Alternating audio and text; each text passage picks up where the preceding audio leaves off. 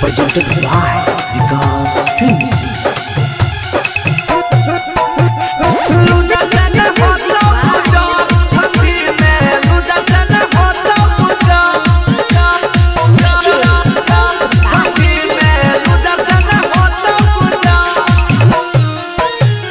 गहलाई देखी शीतल हरी ना निकल घर से बहरी गई छौरी चढ़ गहलाई देखी शीतल हरी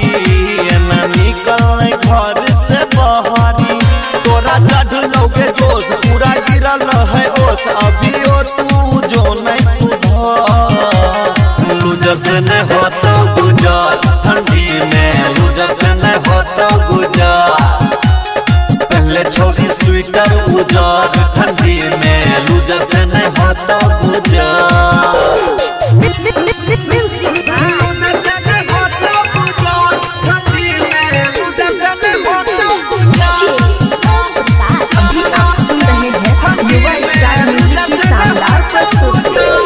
बुझना इशारा के लग जाए तो ज्यादा बड़ी जोर बहर है पछिया हवा तनी सोच विचार के हो जाइबे बीमार के चले लगतो डॉक्टर से सुइया दावा तू बुझना इशारा के लग जाए तो ज्यादा बड़ी जोर बहर है पछिया हवा तनी सोच विचार के हो जाइबे बीमार के चले लगतो डॉक्टर से सुइया दावा जब है तो तोरा सुने सरदी घर के पी है सुबह शाम हरदी लग जाई तो बुखार एना चल नहीं उघार रहबे गरमाई पहले तू जो लूजर से नहीं होता गुजर ठंडी में लूजर से नहीं होता गुजर पहले छोड़ी स्वेटर उजर ठंडी में लूजर से नहीं होता गुजर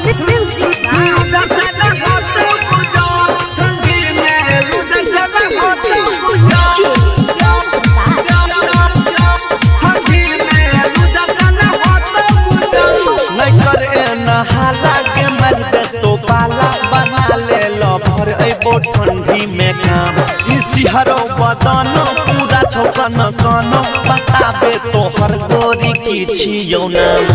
कर एना हाला के मर दे तो पाला बना ले लो भर अइबो ठंडी में काम इसी हरो बदन पूरा छोकन कन बताबे तो हर गोरी की छियो नाम एना घूमे ने पहनी छोट कपड़ा राजा माजी फिदा भेलो तोरा ऊपरा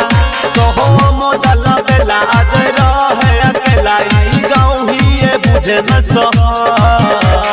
लूजर से नहीं होता गुजर ठंडी में लूजर से नहीं होता गुजर पहले छोड़ी स्वेटर उजर ठंडी में लूजर से नहीं होता